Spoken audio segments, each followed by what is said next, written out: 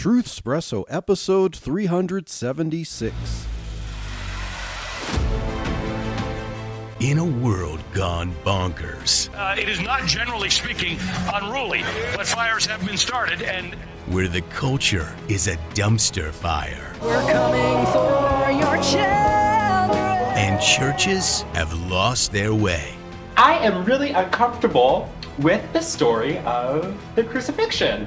It's time to wake up with Truth Espresso. Truth Espresso. Your weekly shot of truth.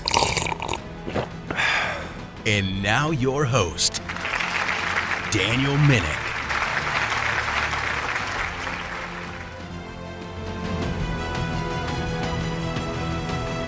Well, hello there, friends, family, foes, and of course, lurkers alike. This is Daniel Minnick, your host, for yet another exciting episode of Truth Espresso, and this episode is going to continue the series going through the Book of Mormon, seeing what kinds of things we could tackle and what kinds of things we can analyze here from a Christian worldview.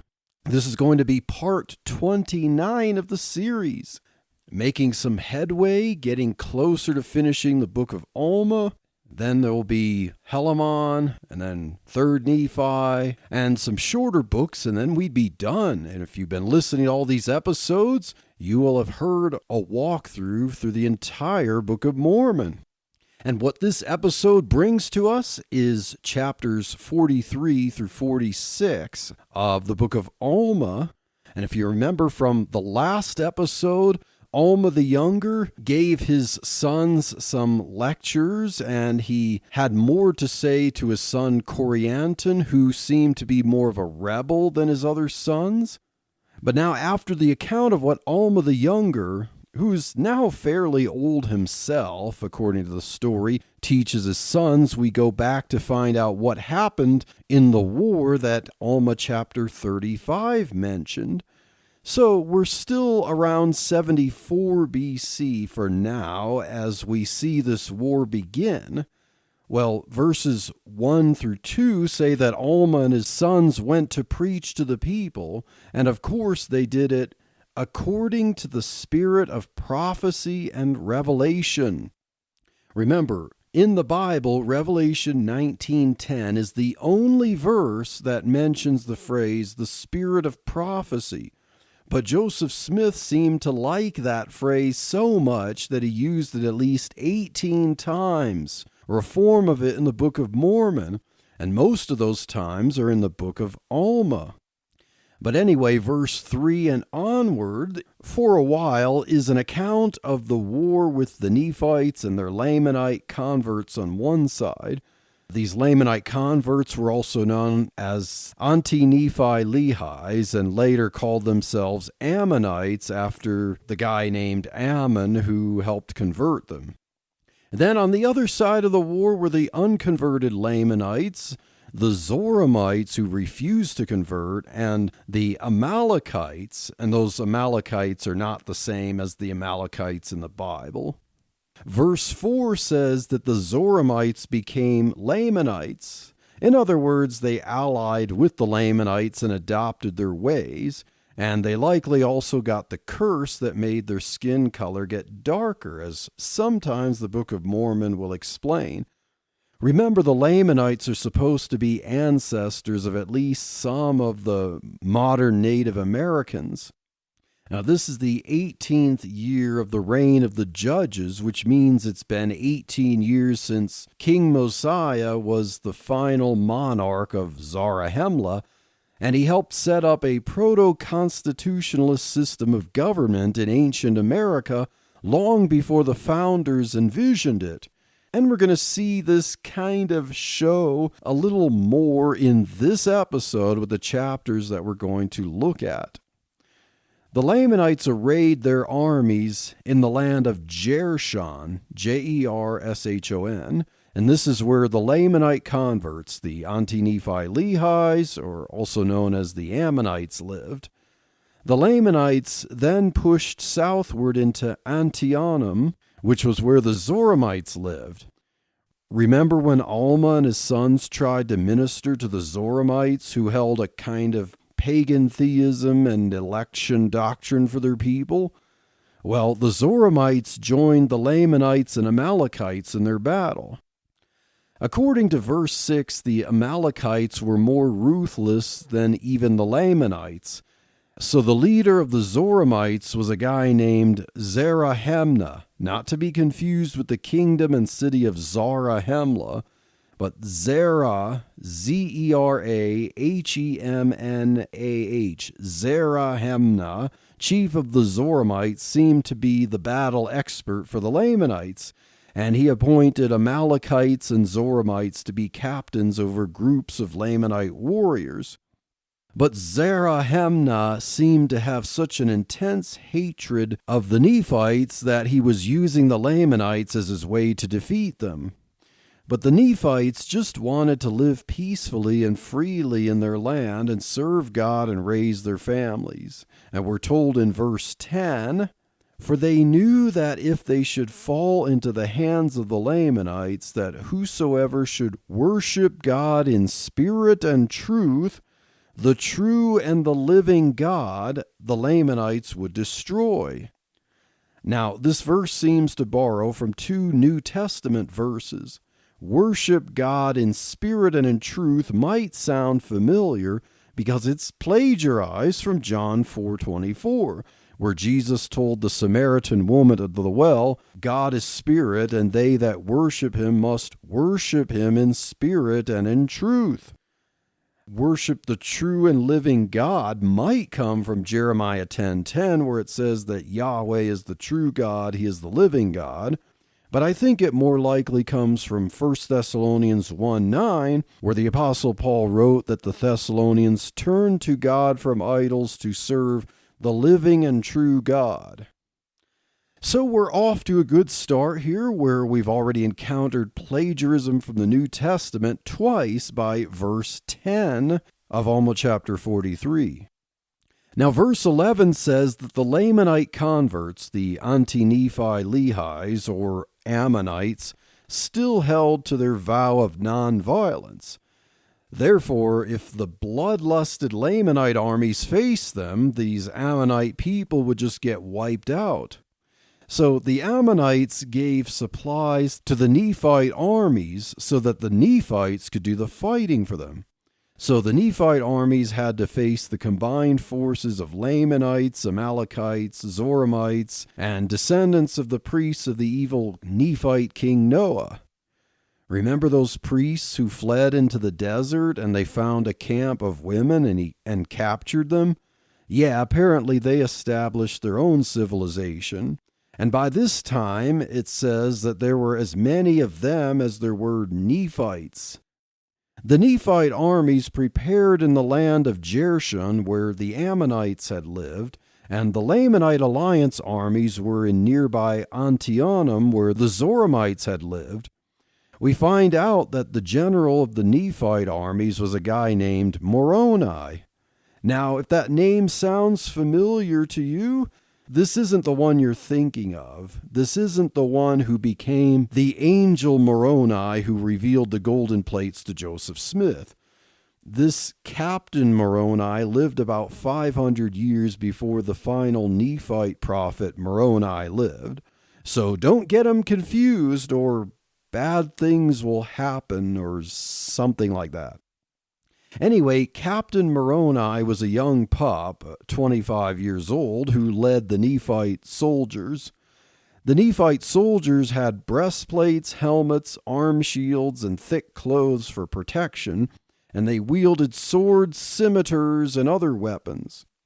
Remember, scimitars is one of those possible anachronisms in the Book of Mormon, if they're supposed to be like the scimitars of the Persian Empire, which is really an etymology of the word.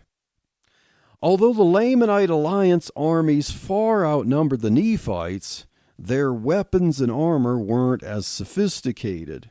They had swords, scimitars, bows and arrows, stones, and slings for weapons, but they dressed in their Native American-like attire of being bare-chested and wearing loincloths. They were intimidated by the Nephite armor, but they far outnumbered them. So instead of confronting the Nephites head on there in Jershon, the Lamanites decided to cut south-southwest down through the desert to the land of Manti, M-A-N-T-I, by the river Sidon, S-I-D-O-N. Now, if you're looking on a map of the United States or even a map of the Western Hemisphere, you're not going to find anything with these names. So don't ask me where all this is supposed to be in the Western Hemisphere. There is no consensus among LDS scholars as to where exactly all of this stuff allegedly took place on a modern map. So the Lamanite alliance wanted to confuse the Nephites. However, Captain Moroni sent spies through the desert to see what the Lamanites were doing in their camp. Moroni wanted to know if they had to hold their defense. So he sent some guys to ask Alma for revelation from God, and the word came back that the Lamanites were plotting to attack a weaker side of the Nephites up from the land of Manti.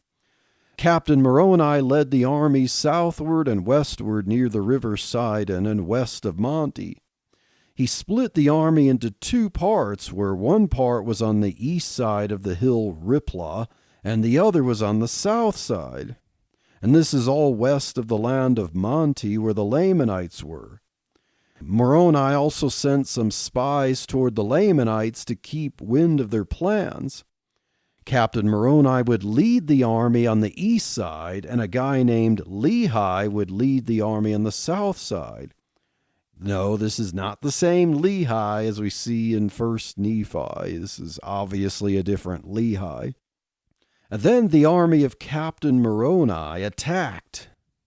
Of course, because the Nephites had metal armor and the Lamanites were mostly bare-skinned, the Nephites delivered more fatal blows.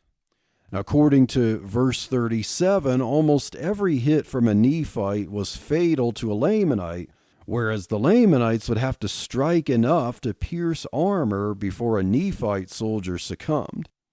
The Nephites were gaining victory, and the Lamanites feared for their lives and retreated west toward the south bank of the river Sidon. Here the retreating Lamanites met Lehi and his army. And the battle caused the Lamanites to have to trudge across the river itself to get away. And Lehi's army blocked the river to keep the Lamanites from coming back. And once the Lamanites got to the other side of the river and into the valley, Captain Moroni's army once again attacked them from the eastern side. The Lamanites tried to get away while fighting and make their way eastward toward the land of Manti. And there they faced more of Moroni's army. You know, I kind of feel sorry for these fictional people about now. And then the Amalekite and Zoramite army leaders of the Lamanites encouraged the Lamanites to fight hard. Verse 44 says that, quote, they did fight like dragons, unquote, and managed to kill a good number of Nephites by beating and breaking through their helmets and armor. But the Nephites knew they were in the right with their reason for fighting. The Nephite soldiers started to get afraid and want to retreat because the Lamanites were getting fiercer. But Captain Moroni encouraged them in the cause, kind of like William Wallace in the movie Braveheart. For one chance, just one chance, to come back here and tell our enemies that they may take our lives, but they'll never take our freedom! Or Aragorn in Return of the King. An hour of woes and shattered shields when the age of men comes crashing down. But it is not this day. This day we fight! You know, that kind of scene where the captain is riding his horse and pep-talking the scared soldiers about the cause and how they will win? You know, for duty, honor, country, family, faith, and all that jazz. Even though the enemy outnumber them by more than 2-1. So then the Nephites called out to God for help, and then they boldly clashed with the Lamanites and pushed them back to the river. So the Lamanites were in the river Sidon and eventually were surrounded with Moroni's men on the west and Lehi's men on the east. The Lamanites began to panic, and Captain Moroni saw an opportunity to meet with Zarahemla, the captain of the Lamanites. Wow, this was a long chapter. So now let's move on to chapter 44 to see what happens next as the Lamanites are surrounded and fearful, and they are kind of in the river Sidon. The Nephite soldiers step back a bit to give the Lamanites some space, and Moroni calls out to Zarahemla something like, "It looks like the jig is up, but come on, guys. We're not here to kill you or turn you into slaves. But that's obviously what you wanted to do to us, because you don't like our faith. But you see that our God has given us the victory, and he will continue to give us victory as long as we keep our faith. Now I command you by everything that is holy and good that you lay down your weapons, and we will let you live and not do you harm. You must promise that you will return to your land and stop trying to attack us. If you refuse, we will wipe you out right here and right now." So Zarahemla gave Moroni his weapons and said something like, "Here are our weapons. Now let us go. But we can't promise you anything because we don't do that kind of thing. We don't keep such promises. We don't believe your God gave you victory. You just were better prepared for battle. And it was all about your armor, duh." Moroni gave Zarahemla back his weapons and said something like, "Sorry, but we can't let you go unless you swear a binding oath like I asked." Then Zarahemla didn't like such a forced agreement. He tried to run at Moroni and do a quick attack, but one of Moroni's men swung his sword at Zarahemla's sword and broke the blade off of it. And then he swung again and knocked off Zarahemla's headdress. Then he laid the headdress next to the blade on the ground and shouted something like, "If you all don't do as we said, you'll all be lying down on the ground dead, just like this headdress and blade." Many of the Lamanite soldiers got scared stiff, and they swore as Moroni said and were allowed to leave. However, Zarahemla got angry about that, and he gathered the last of his men into a frenzy to attack the Nephites. This made Moroni angry, so he fell through with his threat. The forces battled each other, and Lamanites were getting slaughtered left and right. Eventually, Zarahemla saw utter defeat before his eyes and begged Moroni to reconsider. He swore the oath never to fight the Nephites. Moroni then told his men to stop the slaughter and let the remaining Lamanites give up their weapons and swear the oath. Both sides saw a lot of casualties, but the Nephites were victorious.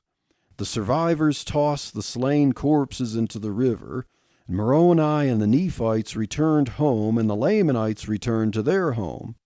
The 18th year of the judges ended, and Alma chapter 44 ended. The good news is Striving for Eternity would love to come to your church to spend 2 days with your folks teaching them biblical hermeneutics. That's right, the art and science of interpreting Scripture. The bad news is somebody attending might be really upset to discover Jeremiah 29:11 should not be their life verse. To learn more, go to strivingforeternity.org to host a Bible interpretation made easy seminar in your area. So now let's move on to Alma chapter 45. So now in chapter 45, it will be 73 BC and the start of the 19th year of the reign of the judges. The Nephites obviously were happy over the victory and the thought of peace for a while. And Alma then wanted to talk to his son Helaman about doctrine and record keeping. And you could probably see where this is heading, and why the next book in the Book of Mormon is called Helaman. Alma asks Helaman if he believes that the records are true, that Jesus will come, and if he will keep God's commandments. And Helaman says yes to each of those. So Alma basically says, Good. Now get ready for some prophecy. So get your writing utensil. Ready? Okay, write this down. And Alma says that about 400 years after Jesus comes, the Nephite people will fade away in unbelief. Yeah, that's what the final part of the Book of Mormon will be about. The Nephite people will face a lot of bad stuff because they will slip into bad sins at that time. Many of the ones that remain will join the Lamanites. And there will be only a handful who keep the faith, but the Lamanites will kill them. But hey, Helaman and his bros are blessed for now. Alma then gave a benediction to the church and left Zarahemla and settled west in the land of Melek, M-E-L-E-K. He basically retired and no one knew what happened to him. Some people speculated that he went up to heaven like Enoch or was buried by God like Moses. Now that's like a tradition about, where Michael the archangel and the devil dispute about the body of Moses. There's a tradition about how God supernaturally buried Moses' body. So this is what I think this is referring to. Now it was time for Alma's son Helaman to take up the mantle of preaching and record keeping. Helaman and his brothers wanted to restore the church that was kind of in shambles at this point. So they became priests in the church, but had a hard time getting the people to follow their lead because the prosperity led them to become less spiritual. And that's kind of a short chapter there, so let's move on to Alma chapter 46. Now, some of the other leaders in the churches of Zarahemla who didn't like what the sons of Alma were preaching gathered around a big tough guy named Amalickiah. Amalickiah. Kind of a strange spelling there, but we know how all the stuff about Joseph Smith dictating and his scribe writing it down supposedly may not have matched what Joseph Smith intended the way things would be spelled, but whatever the case, that's the spelling of the name in the edited, printed Book of Mormon. Now, the people who followed Amalickiah wanted to bring back a monarchy and make Amalickiah their king, and were plotting to kill Helaman and his brothers. Some of Amalickiah's most loyal followers hoped he would then make them leaders in his new kingdom, so kind of like a we'll scratch your back, you scratch ours type of thing. Verses 8 through 9 remind the reader of how quickly the devil can lead people astray like this. And Amalickiah was strong and smart, it seems, to be able to convince people to root for him. When Captain Moroni caught wind of Amalickiah's following and plotting, he got angry and started doing things that reminded me of movies about Scottish warriors. According to verse 12, he tore off a piece of his coat and wrote these words on it. In memory of our God, our religion and freedom and our peace, our wives and our children. He attached it to the tip of a pole, making a flag or banner, and then he put on his helmet and armor. He called his flag the title of liberty. And then he bowed down and prayed to God, and I want to quote verse 13 here, for the blessings of liberty to rest upon his brethren, so long as there should a band of Christians remain to possess the land. Did you hear it? Yes, the words, the blessings of liberty, is right there in the Book of Mormon. So where would you know that phrase? Well, it's from the preamble to the Constitution of the United States. Let me refresh your memory. We, the people of the United States, in order to form a more perfect union, establish justice, ensure domestic tranquility, provide for the common defense, promote the general welfare, and secure the blessings of liberty to ourselves and our posterity, do ordain and establish this Constitution for the United States of America. Now, I tried to be a good boy here. I tried to research and ask Google and Grok for anything before the preamble to the Constitution that had the phrase blessings of liberty, or even anything in another language before that could translate to this. Nothing could be found. And not only that, but the preamble to the Constitution says, secure the blessings of liberty to ourselves and our posterity. And Captain Moroni's title of Liberty flag to defend his blessings of liberty says that it's in memory of freedom and our peace, our wives and our children. So I see a lot of ideas here borrowed from the early United States here.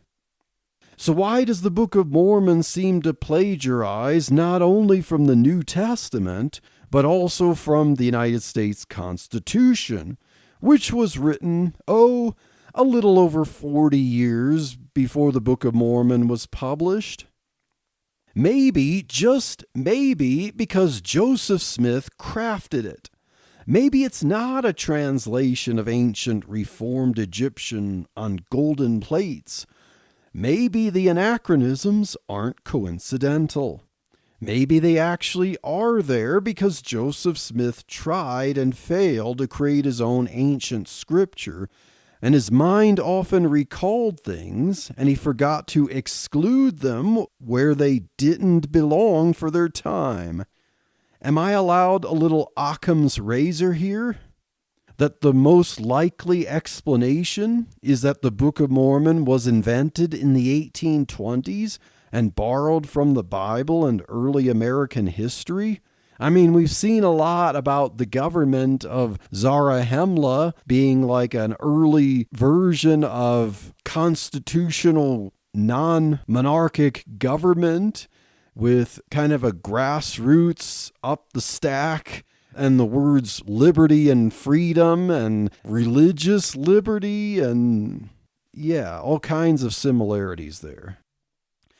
Now, next, notice the word Christians. Verse 14 explains, "For thus were all the true believers of Christ who belonged to the church of God, called by those who did not belong to the church." And verse 15 explains that the people faithfully took on that name, quote, "as they were called because of their belief in Christ who should come," unquote. So unbelievers called members of the church Christians. This reminds me of Acts 11:26 that says, "And the disciples were called Christians first in Antioch." Besides that verse, there are only 2 other verses in the New Testament that have the word Christian in any form. Yet now the Book of Mormon is going to start using it of people in 72 BC.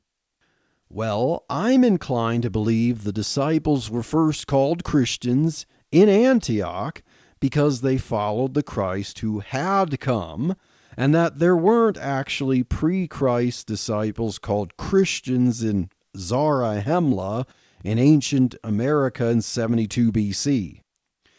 Now, check out this proto-American patriotism in 72 BC. Verses 16 through 17 say this, "And therefore at this time Moroni prayed that the cause of the Christians and the freedom of the land might be favored. And it came to pass that when he had poured out his soul to God, he named all the land which was south of the land Desolation, yea, and in fine all the land, both on the north and on the south, a chosen land, and the land of liberty." I'm sorry, but I can't help but think of this as the United States as it existed in the 1820s with the northern and southern states. And it's called right here in the Book of Mormon, the land of liberty. My country, 'tis of thee, sweet land of liberty, of thee I sing. this is just too much. Over 1,800 years before the United States, you supposedly have somewhere in the Western Hemisphere, like Braveheart going on, and the Constitution with the blessings of liberty and the land of liberty. I think you could grant me some space while I try to mentally process this part of Alma chapter 46. Now, if I could try to get back to the story, Captain Moroni concludes his patriotic words by saying something like, God will never let us lose our land and liberty if we stand boldly as Christians, unless we give it up ourselves by our own sins. And then Captain Moroni ran among the people, waving his flag and shouting something like, if any of you believe in this title of liberty, get right with God and stand up for our freedoms. And then a bunch of people got charged up and armed themselves and tore their coats and threw them down near Moroni as a sign that they were making a covenant with God. Moroni then shouted to them something like, we are descendants of Jacob and Joseph's brothers tore his coat of many colors into pieces. Let's not let our brothers tear our coats into pieces and do us harm. Let's guard our freedoms. Remember when Jacob held a piece of Joseph's coat and he said, just as a part of this coat remains, so a remnant of my children will remain. I'm sad about my son, but I'm happy about the remnant of his children. Remember that? No, I don't either. So the ones who are the children of Joseph who die are these rebels who stand against us. But we will die with them if we don't stay faithful to God. And thus ended Moroni's words after waving his flag. So the followers of Captain Moroni went throughout the land and called for people to stand up against Amalickiah. When Amalickiah saw that he wasn't likely to become a king there, he got some of his loyal followers and started moving south toward the land of Nephi. Moroni didn't want Amalickiah to grow a following or stir up the Lamanites against him. So he gathered an army to go into the desert between Zarahemla and the land of Nephi to prevent the Amalickiahites from traveling further. Yes, the word Amalickiahite is in the Book of Mormon. Amalickiah managed to escape with a few of his companions, and the rest were captured. Moroni brought the captives back to Zarahemla and told them to make a covenant with God for the faith and freedom of the land. And most did, but the few who refused were put to death. Moroni then made a copy of his title of liberty flag to put up in every tower in the land of the Nephites. His campaign gave the land peace once again for about 4 years. And some died happily of old age, some died from illnesses, but this was minimized because God prospered the plants there to help fight illnesses. And that brings us to the end of Alma chapter 46 and the end of this episode. In the next episode of this series, we will see what happens to Amalickiah and his followers who escaped. Ooh, how exciting, right? I mean, I hope this episode was a little entertaining with some of the battle narrative and all the American patriotic anachronisms. So now, stay tuned to the next episode of Truth Espresso, and God bless.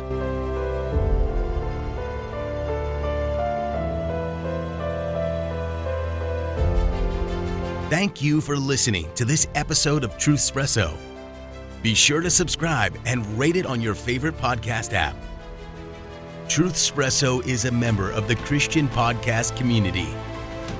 Check out other great faith-building shows at ChristianPodcastCommunity.org.